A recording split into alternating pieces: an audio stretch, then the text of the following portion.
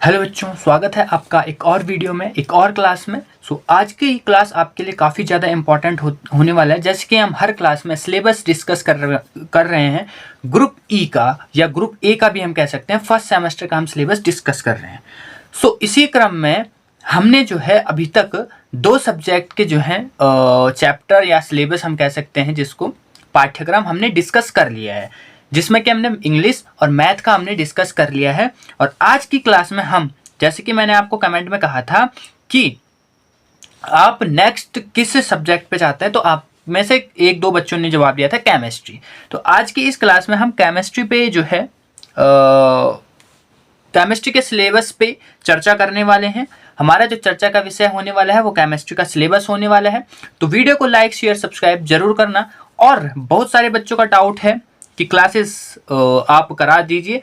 तो बच्चों, मैंने ऑलरेडी मैथ की क्लास इस पे आज ही कुछ क्लासेस डाल रखी हैं, और कल से जो है मैं आपका प्रॉपर आगे जितना मैंने कराया है मैथ में, उससे आगे भी मैं आपको करा दूंगा, ठीक है। और कई सारी वीडियो, कई सारे टॉपिक्स, अभी बहुत सारे टॉपिक्स हैं जिन पे आपके साथ बात करना रह गया है। धीरे धीरे आपको जो है वीडियो सारी मिलती जाएंगी। बस आपसे यही निवेदन है कि आज से ही पढ़ाई स्टार्ट कर दो। क्यों ऐसा मैं कह रहा हूं? क्योंकि आप पे बहुत ज्यादा प्रेशर पड़ जाएगा आगे चलकर, अगर आपकी बैक आती है, या स्पेशली उन स्टूडेंट के जिन्होंने डायरेक्ट लेटर एंट्री में एडमिशन लिया है, क्योंकि उनके पास दो सेमेस्टर हैं। दो सेमेस्टर में कम से कम आप मान के चले आपके पास 8 या 9 सब्जेक्ट हैं जो आपको पढ़ने हैं। तो अच्छे से अभी से पढ़ना स्टार्ट कर दो, वरना फिर आप पछताने के लिए तैयार रहिएगा, ठीक है। क्योंकि बैक लग जाती है भाई, आप कितना भी कोशिश कर लो, 12th का आप कितना याद रख, बिना प्रैक्टिस, अब आप प्रैक्टिस ही नहीं करोगे तो कब तक आपको कोई चीज याद रहेगा। स्पेशली मैथ जैसे सब्जेक्ट में, मैथ तो ऐसे रटने वाली चीज तो है नहीं, तो फिर वही बात होती है, ठीक है। तो पढ़ना स्टार्ट कर दो। चलिए फिर कितने मिनट हो चुके हैं? 2 मिनट हो चुके हैं, ठीक है। तो फिर आप कहोगे कि सर जो है टाइम पास करते हैं, तो सीधे जो है अपना स्टार्ट करते हैं आज के टॉपिक को, ठीक है। तो केमिस्ट्री में, जैसे आपको पता है, केमिस्ट्री में आपके 8 चैप्टर हैं, ठीक है। केमिस्ट्री में आपके कितने चैप्टर हैं? केमिस्ट्री में है आपके 8 चैप्टर। तो जो सबसे पहला चैप्टर है आपका वो है परमाणु संरचना, ठीक है। परमाणु की संरचना, या हम इसको कह सकते हैं एटॉमिक स्ट्रक्चर। अब एटॉमिक स्ट्रक्चर, जैसे कि ये नॉर्मल सा 9th से ये स्टार्ट हो जाता है, ये चैप्टर आपको पता होगा। इसमें हम परमाणु की संरचना के बारे में पढ़ते हैं, कई सारी थ्योरीज के बारे में हम पढ़ते हैं। जैसे हम जिसमें इसमें हमारा जो है बोर का पढ़ते हैं इसमें, और रदरफोर्ड का पढ़ते हैं हम इसमें। कई सारे, मतलब जिन्होंने परमाणु पे अपने थ्योरीज दी हैं, उन थ्योरीज को हम पढ़ते हैं। जैसे कि आपने केमिस्ट्री में एक अपवाद भी सुना होगा कि जिन ने थ्योरीज दी हैं, पहले थ्योरी दे के चले गए, और उसके बाद जो है कोई दूसरा आया और उसने उस थ्योरी को बता दिया कि ये आधी अधूरी नॉलेज है। तो उस पे एक मीम भी था कि पहले पूरा बना लो। आपने एक वेब सीरीज में देखी, पहले पूरा बना लो उसके बाद बताओ, ठीक है। तो ऐसा इसमें है। इलेक्ट्रॉन के बारे में आप पढ़ेंगे, प्रोटॉन के बारे में आप पढ़ेंगे। कई सारी इसमें थ्योरीज हैं, जैसे आपका पॉल की थ्योरी इसमें आपका है, ठीक है। तो इन थ्योरीज को हम पढ़ेंगे, और क्या है ये, हर सब चीज इसमें देखेंगे, ठीक है। तो ये हमारा परमाणु वाला चैप्टर रहने वाला, काफी इंटरेस्टिंग चैप्टर है। अच्छे से इसको डिस्कस करेंगे, क्योंकि केमिस्ट्री पूरी इसी पे डिपेंड होती है। इलेक्ट्रॉन प्रोटॉन न्यूट्रॉन, केमिस्ट्री पूरी इसी पे ही आपका क्या होती है, डिपेंड होती है, ठीक है। उसके बाद हमारा जो सेकंड चैप्टर होने वाला है, बच्चों, वो क्या होने वाला है? केमिकल बॉन्डिंग, यानी इसको हम हिंदी में कहेंगे रासायनिक संयोजन, ठीक है। रासायनिक संयोजन या समायोजन, आप जो भी कह सकते हैं।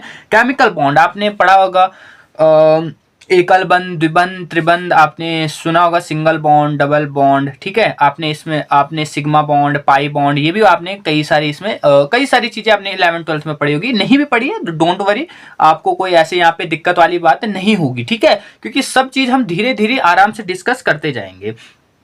तो इसमें हम वही आपके कितने प्रकार की आपकी अभिक्रियाएं, आपके रिएक्शंस कैसे होती हैं, कौन सी रिएक्शंस की, मतलब कितने रिएक्शंस होते हैं, उनके टाइप क्या हैं, इन सब चीज़ों के बारे में हम यहाँ पे इस चैप्टर में डिस्कस करने वाले हैं, ठीक है। और इलेक्ट्रोवैलेंट, इस मतलब chemical bonding, covalent and coordinate bond, formative situation, ये सब मतलब हाइड्रोजन बॉन्डिंग, ठीक है। ये सब हम इसमें यहाँ पे पढ़ेंगे। Physical properties of the compounds, यौगिक वगैरह, इनके जो भौतिक गुणधर्म है इनके बारे में हम यहाँ पे पढ़ेंगे।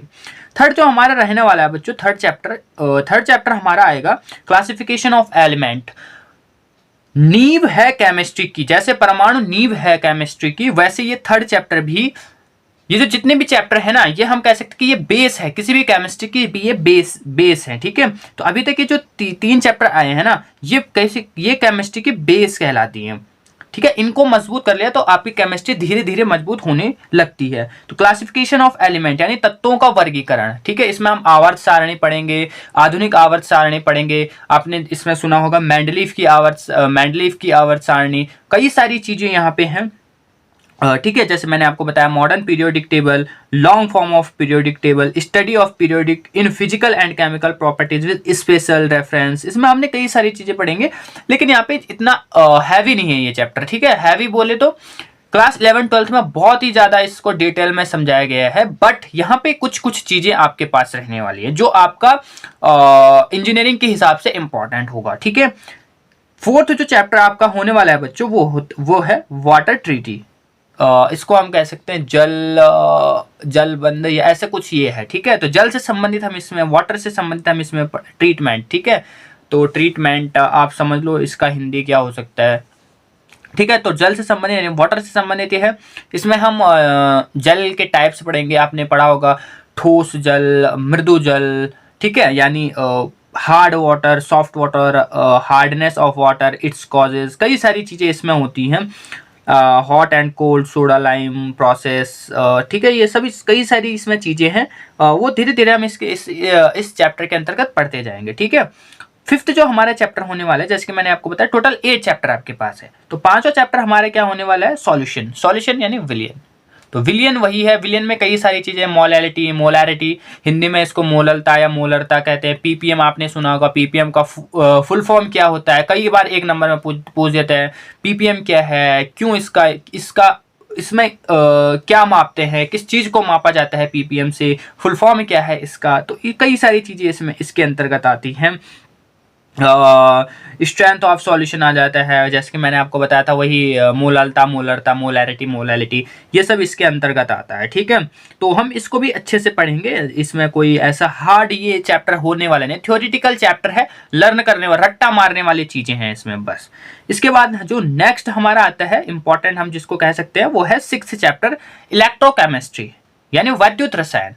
तो इसमें इलेक्ट्रिसिटी से संबंधित ये चैप्टर होने वाला है, इलेक्ट्रोकेमिस्ट्री यानी केमिस्ट्री और इलेक्ट्रिक का जो है इसे मिक्सचर हम कह सकते हैं, यानी मिश्रण हम इसको कह सकते हैं। ठीक है, तो इसमें सबसे पहले हम वही परिभाषा, इंट्रोडक्शन पढ़ेंगे कि इलेक्ट्रोकेमिस्ट्री, व्हाट इज इलेक्ट्रोकेमिस्ट्री। ठीक है, तो यही हम इसमें पढ़ेंगे। Non electrolytes conductor and non conductors, ये क्या क्या है, इन चीज़ों के बारे में हम पढ़ेंगे। फैराडे का नियम यहाँ पे काफ़ी ज़्यादा इंपॉर्टेंट हो जाता है, फैराडे लॉ। ठीक है, न्यूमेरिकल्स यहाँ से कुछ आ जाते हैं, तो न्यूमेरिकल्स भी यहाँ पे हम देखेंगे।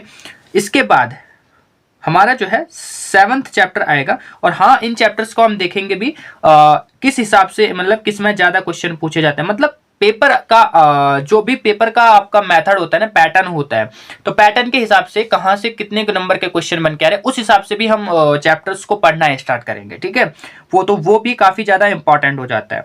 7th जो हमारा चैप्टर होता है बच्चों, कैटलिस्ट, इस हिंदी में शायद इसको कहते हैं उत्प्रेरक। तो उत्प्रेरक में हम क्या पढ़ेंगे कि उत्प्रेरक क्या होता है। केमिस्ट्री में आपने एक टर्म सुना होगा कैटलिस्ट। ठीक है, तो कैटलिस्ट क्या है, सबसे पहले तो इसकी परिभाषा, उत्प्रेरक क्या है, उत्प्रेरक का यूज क्या होता है।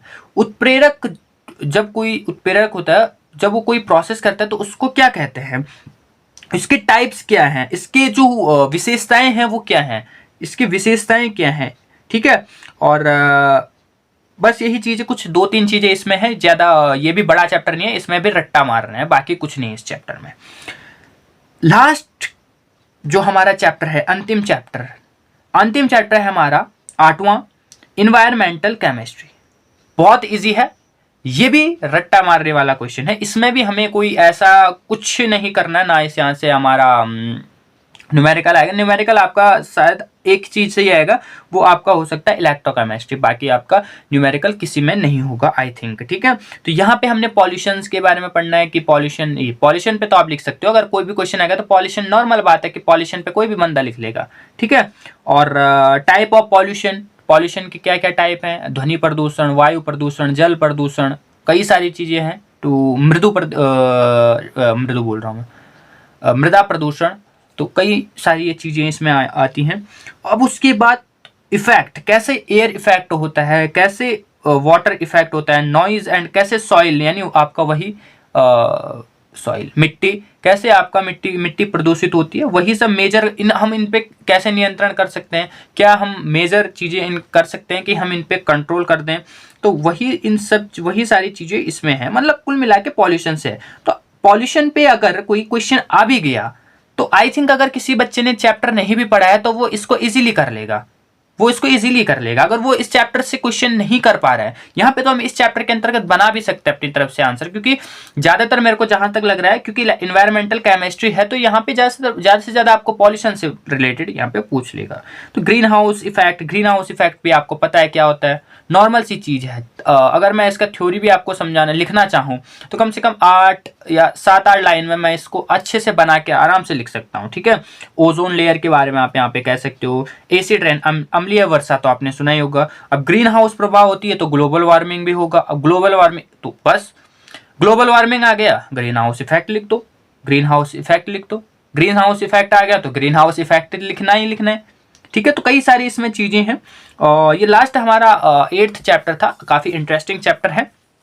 अगर हम देखें तो डेली लाइफ में भी काफी सारी यूजेस इस चैप्टर के आपके होंगे, क्योंकि प्रदूषण से संबंधित है, तो कई चीजें तो हम अपनी तरफ से भी कंट्रोल कर सकते हैं अगर हमने ये चैप्टर अच्छे से कर लिया तो यही हमारा सिलेबस था बच्चों। और आई होप आपने पूरा वीडियो देखा होगा बिना स्किप करे। सो नेक्स्ट आपको किस टॉपिक पे आपको चाहिए वो मुझे जरूर बताएगा कमेंट में। सो मिलते हैं नेक्स्ट क्लास में नेक्स्ट वीडियो इन्फॉर्मेशन अपडेट के साथ, तब तक बने रहे हमारे चैनल यूकेटी पाठशाला में। धन्यवाद।